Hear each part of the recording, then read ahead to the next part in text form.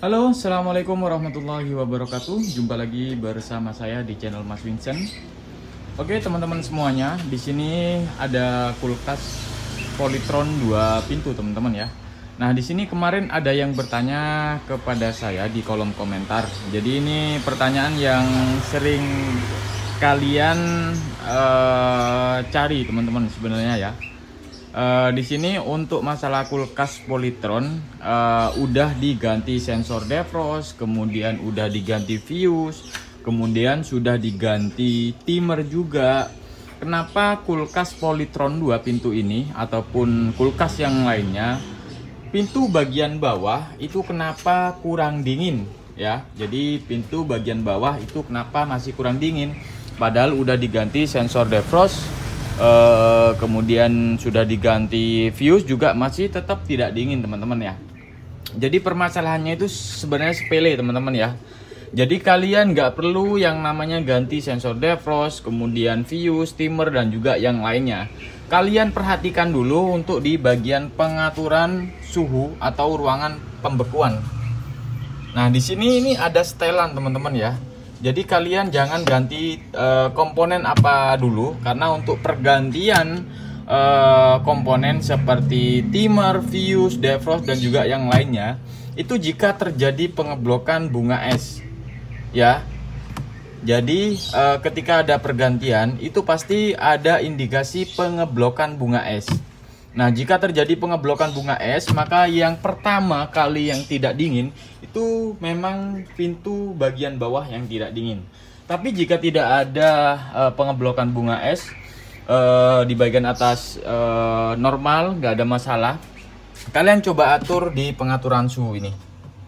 Nah, di pengaturan suhu ini ada pengaturan suhu yang jalurnya itu menuju ke bagian pintu bawah, teman-teman ya. Sebenarnya ini udah sering saya sampaikan di video-video sebelumnya. Nah, jalurnya itu ke bagian lubang. Nah, bagian lubang sini. Ini jalur yang dari atas, teman-teman ya. Dari atas ini menuju ke bagian bawah sini. Jadi kalian jangan ganti part apapun dulu ya. Nah, di sini saya coba akan buka cover di bagian depan. Nah, di sini sudah terbuka, teman-teman ya. Jadi sistem kerja kulkas ini ya, untuk menghasilkan suhu kulkas yang bagian bawah itu dingin, itu melewati sini, teman-teman ya. Jadi kalian bisa perhatikan video ini. Jadi ketika kipas ini berputar, seret, otomatis kan mengembuskan angin, teman-teman ya. Nah, hembusan angin ini ya dibagi menjadi dua, teman-teman ya. Yang pertama, untuk hembusan angin ini dihembuskan di ruang freezer ini ya. Kemudian yang kedua, ini dihembuskan anginnya itu ke jalur yang bawah. Nah, bawah sini.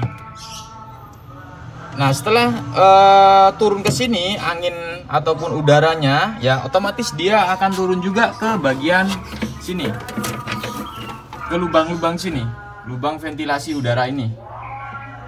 Nah, melewati pengaturan suhu yang namanya ini, pengaturan suhu ini ada 1 ya, sampai berapa ini, sampai 5. Nah, ini saya coba ya. Nah, ini posisi berapa ini? Bentar. Ini saya mentokkan ya ke kiri, ke 5. Otomatis di sini udara yang menuju ke bawah itu lebih sedikit, teman-teman. Jadi disekat. Ini ada sekatan ya, di sini ada sekatan seperti ini. Jadi kalau misalkan kita posisikan ke 5, otomatis dia buka 2 seperti ini. Jadi kan lebih sedikit toh. Tuh. Kalau misalkan kita posisikan ke kanan full, ke nomor 1, otomatis udara yang dari sini itu lebih besar tuh. Jadi udara yang menuju ke bawah, udara dingin yang menuju ke bawah itu lebih besar ya, ke bawah. Tapi ini tidak mengurangi pembekuan di bagian ruang freezer, teman-teman ya. Jadi nggak ada masalah kalau misalkan kita sampai setting di angka 1 misalkan ya. Ini tidak mengurangi proses pembekuan di bagian pintu yang atas Jadi sama saja teman-teman ya. Jadi seperti itu. Jadi kalian nggak perlu yang namanya ganti sensor defrost ataupun fuse dan juga yang lainnya. Kalian perhatikan dulu untuk di pengaturan suhu yang atas. Nah ini memang sepele teman-teman ya. Kadang-kadang juga untuk mengatur suhu ruangan yang bagian bawah itu biasanya orang-orang akan mengatur suhu yang di bagian pintu bawahnya, diperbesar seperti ini. Padahal untuk pengaturan suhu ini nggak ada fungsinya, nggak ada apa-apa teman-teman ya. Nah ini nggak ada apa-apa, ini cuman knob aja sebenarnya. Nih tuh, kalau misalkan saya putar-putar seperti ini nggak ada masalah. Tuh close dia, tuh nggak ada masalah. Tapi sebagian ada yang kulkas yang lama itu memang buka tutup seperti ini, tapi nggak ada apa-apa juga teman-teman ya.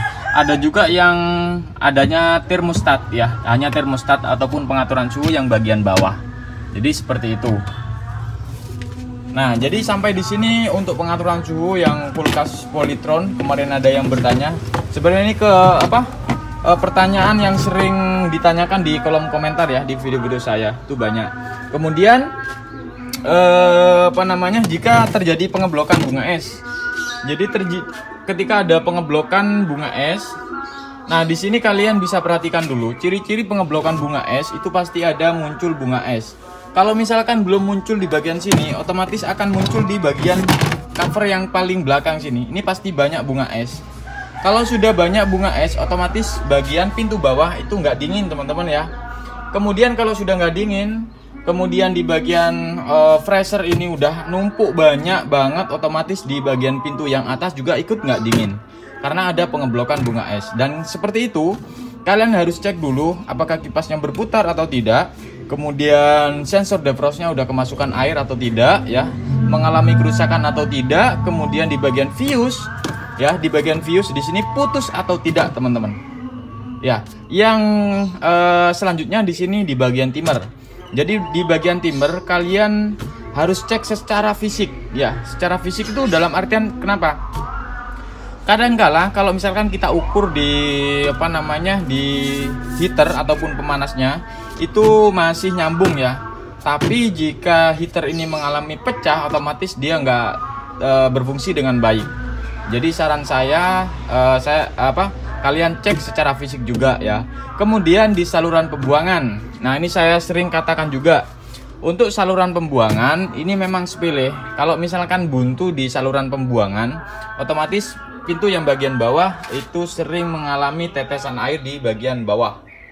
Ada pengembunan air ya di bagian pintu bawah. Kemudian ada juga yang menyebabkan pengeblokan bunga es dikarenakan saluran pembuangan ini buntu.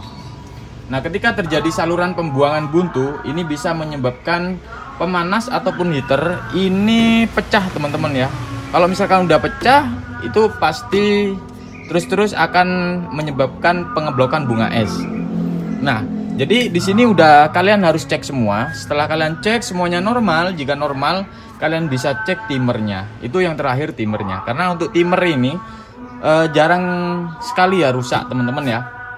Hanya kalau sudah pemakaian beberapa tahun, udah lama baru timer ini mengalami kerusakan. Jadi seperti itu. Kalau misalkan dua pintu yang sering terjadi kerusakan biasanya kipas, sensor defrost, fuse dan juga heater dan juga saluran pembuangan. Itu yang sering banget ya kerusakan pada kulkas dua pintu. Baik itu kulkas Polytron, baik itu kulkas yang lainnya itu seperti itu teman-teman ya. Oke, mungkin itu aja ya untuk video kali ini. Semoga video ini bisa bermanfaat dan jika teman-teman ada kendala juga silakan tulis di kolom komentar ya.